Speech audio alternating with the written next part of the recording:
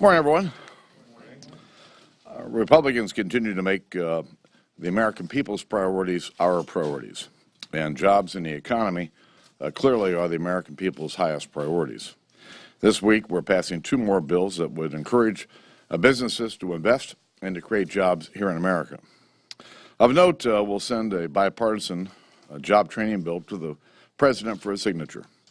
And I'm particularly proud because I worked on this issue as chairman of the Education and Workforce Committee. And I want to thank Virginia Fox and John Klein for getting this done. It's an important step, one of actually many steps that have been taken to reduce the bureaucracy and number of job training and retraining programs and providing more flexibility so that the American people who want additional skills and education have better access to these programs. It's another example of what we can accomplish when Senate Democrats will work with us to address the people's priorities. Now, compare all this to the President's tone-deaf celebration of our struggling economy yesterday. I want to talk about being out of touch. Middle-class families continue to struggle with high prices on everything from gas to groceries to health care. And because of the high cost of living, they're falling further and further behind. Some 288,000 Americans found jobs last month. That's a good thing. But let's have a little dose of reality.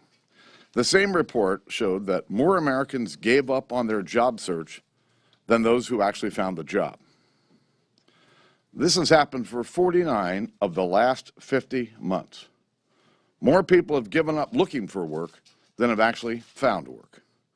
And as the Ways and Means Committee reported yesterday, it's the worst job recovery in our history. Clearly, we can do better. That's why House Republicans have passed nearly 40 jobs bills that are currently being blocked by Senate Democrats. We've seen enough of Senate gridlock. The President should join us in pushing the Senate for more action. And I frankly think middle-class families deserve it. Along our southern border, we've got a true humanitarian crisis underway with children caught in the middle. Unfortunately, it's a crisis of the President's own making. His actions gave false hope to children and their families. If they enter the country illegally, they would be allowed to stay. Our priorities are clear. Take care of these children, return them safely home to their home countries, to their families, and secure the border. I sent a letter to the President last month laying out some specific actions that he should take to address the crisis, including sending in the National Guard. The National Guard is uniquely qualified to address these types of humanitarian crises, and utilizing their expertise would free up border agents to focus on their job of securing the border.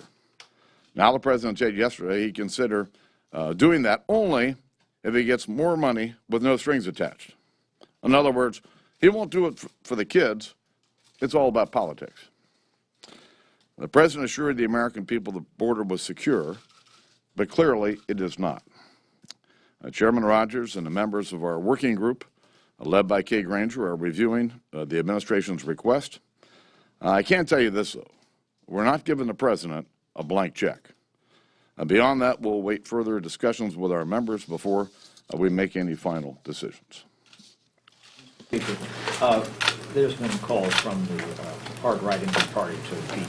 You were emphatic yesterday in what you thought of Sarah Palin's suggestion here. But when you hear this from folks in your party, what do you say to them? I mean, do you just shake your head? Do you roll your eyes? I mean, how do you talk them off the ledge on this? I told them I disagree. I mean, it's as simple as that. I disagree. And they take that and leave it, or what? Go on. The group last night put out a statement in which they said they believe the 2008 trafficking law needed to be revised.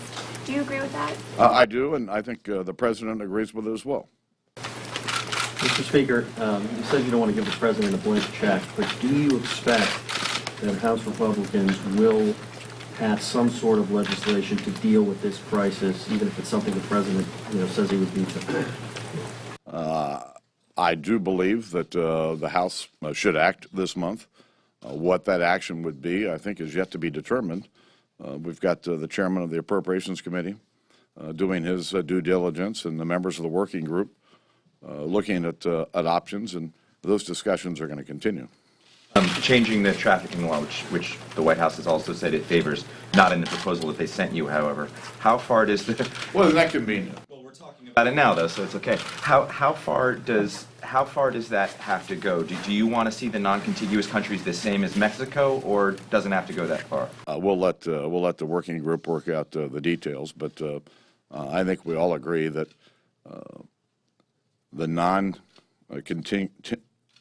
contiguous countries that now we're required to hold those people, I think clearly we would probably want the language similar to what we have with Mexico. Mr. Speaker, do you agree with Senator Lindsey Graham, who said yesterday, if Republicans do not go ahead and approve this funding, we're going to get blamed for perpetuating the problem? Do you think you have to approve this funding? Listen, this is a problem of the president's own making. He's been president for 5.5 years. When's he going to take responsibility for something? Mr. Speaker, Madam Leader said that the GOP highway bill would put the country into a rut. There's a bipartisan proposal coming out of the Senate for the Senate Highway Trust Fund about possibility of raising the gas tax. Would you support raising the gas tax? Listen, I've never supported raising the gas tax. We're not going to get to a long-term highway bill here over the next couple of months.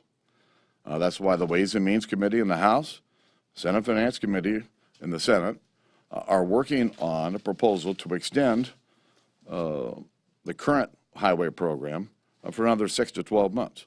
And I believe that the House Ways and Means Committee is acting as we speak, and I expect next week this issue will be on the floor of the House.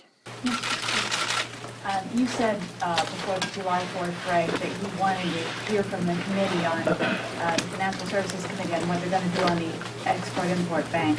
I wondered what Chairman Henderling may have told you about his plans and how you plan to handle that issue. We had a nice discussion about that and other issues yesterday, and nothing to report as of yet. Can't you say whether he has a plan to maybe You'll have to the ask. demise of the bank? Well, you'll have to ask him. Yes, sir. Mr. Speaker, can you shed some light as to the lawsuit in particular of the president? What, in terms of immigration, which executive actions are you guys concerned with? Would it apply to executive actions he's looking to implement in the future, or those he's already implemented? Let me make this clear. This isn't about me suing the president. It's not about Republicans versus Democrats. This is about the legislative branch that's being disadvantaged by the executive branch. And it's not about executive actions. You know, every president does executive orders. Most of them, though, do them within the law. What we're talking about here are places where the president is basically rewriting law to make it fit his own needs. And you'll know more about this in next week and the following week as we continue to move this issue forward. Thank you, sir. You said in your letter to the members a few weeks ago that the president has declined to faithfully execute the law. Isn't that an impeachable offense? Listen, I think this is a battle between the two branches of government. Others can make a determination about whether it's impeachable or not. I believe that the path that we're going is the right one to defend our institution against the encroachment from the executive branch and to preserve the Constitution of our country as it was written and as it was intended. Mr. Speaker, wouldn't a federal judge likely say to you, though, that impeachment is the remedy, not a court injunction that you can get? I believe that the path we're going down is the correct one.